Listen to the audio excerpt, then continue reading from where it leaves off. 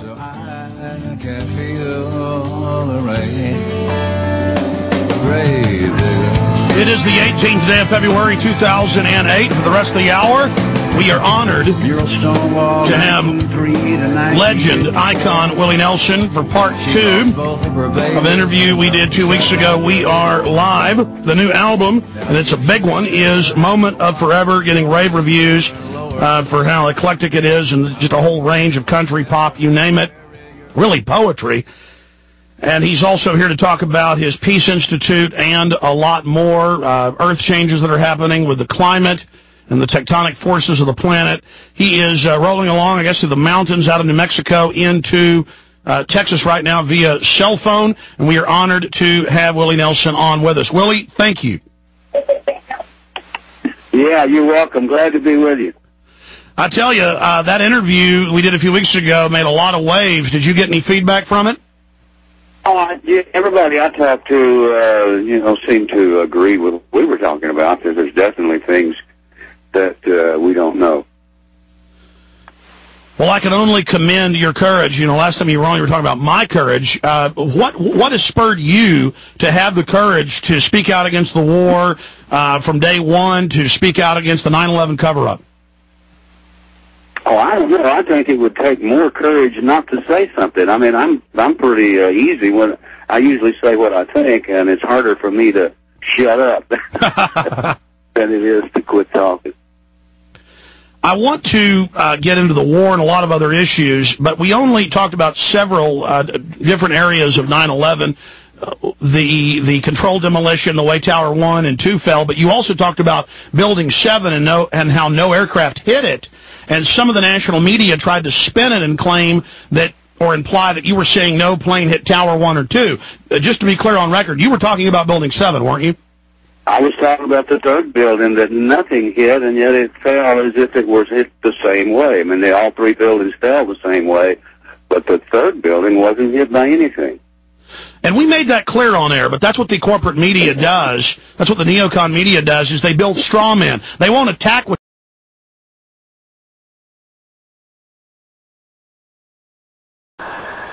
We've had such terrible loss of life. And this man endorsed this poet. And they made that decision to pull, and we watched the building collapse.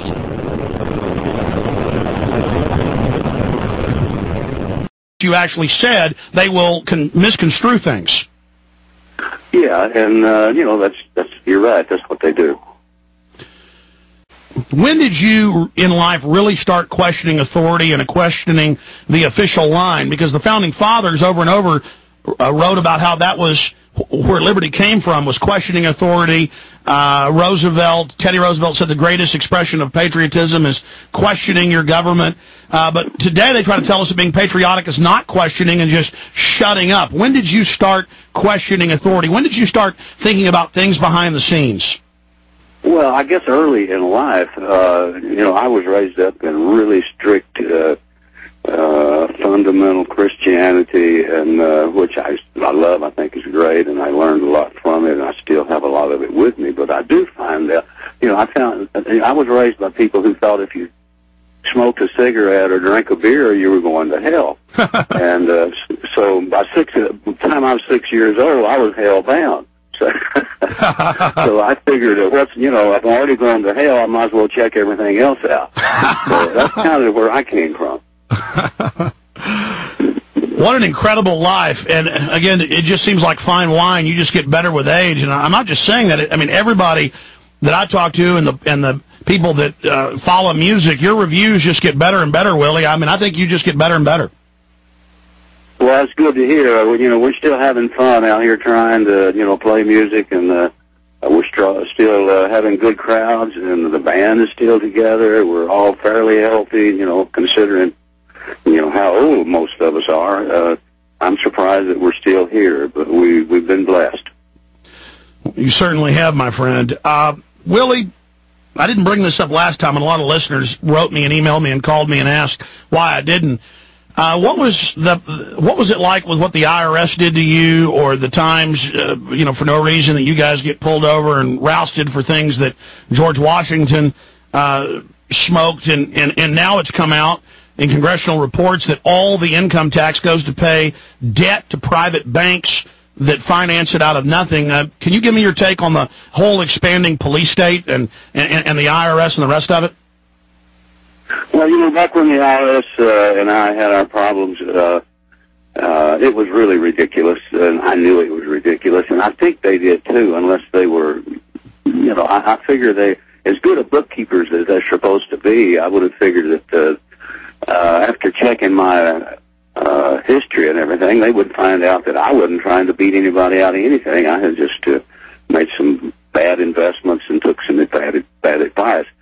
So here it was, I owed the IRS $32 million, and somebody asked my bass player, B. Spears, if I was in trouble.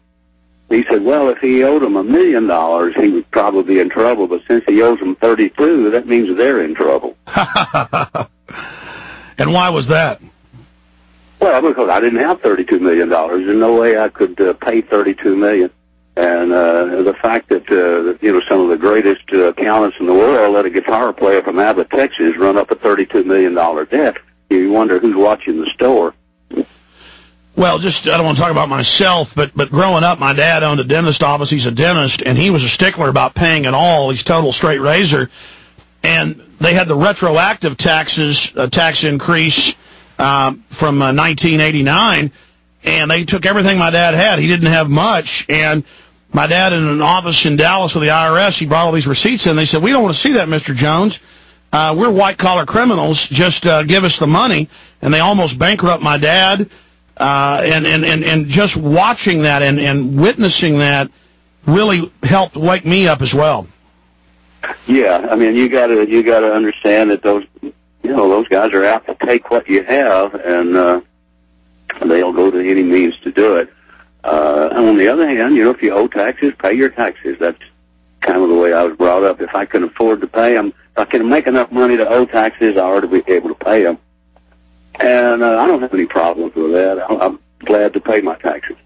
Exactly. I think it's the lying and claiming, massive interest. Like you owe them $5,000 and they turn it into $50,000, or you owe them $1 million. And that's what happened to mine. I started out owing them $2 million, and after I think 14 or 16 years of daily accruing interest and penalties, it was up to $32 million. Yeah, loan sharking rates. Absolutely. The war. We talked about the war last time you were on, but just briefly. The vast majority of Americans want it to end. It's a fraud, but McCain says they're going to stay 100 years. Hillary says, they're going to stay a while. Barack Obama claims he's going to pull them out. That's certainly some good news, and we can believe that. But we need to keep the pressure on them. How is your organization doing that? How is the Peace Research Institute helping to do that, Willie? Well, there's several peace-thinking people around the planet, and I believe that if everyone starts thinking together that we can stop the wars, it has to start with the individual. If you're tired of the war, and I'm tired of the war, and everybody else is tired of it, then it will have to stop. So it has to be everybody thinking the same way to stop the wars, but I think there's enough of us and more of us every day starting to think, whatever happened to peace on earth, and how can we get it? Well, a lot of organizations have networked with your group. Tell us a little bit about the website, about the organization, or for other peace groups that haven't heard about it or haven't gotten involved with it, how they can do that.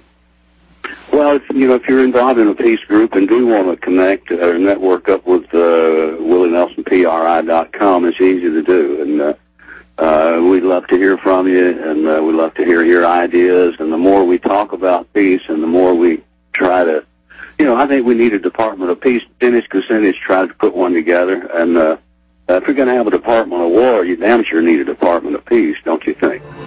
Absolutely.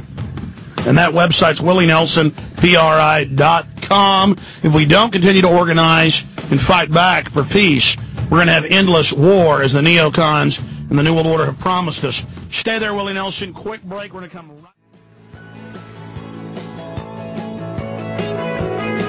And we're gonna ride. We're gonna ride. The immortal Willie Nelson and Johnny Cash.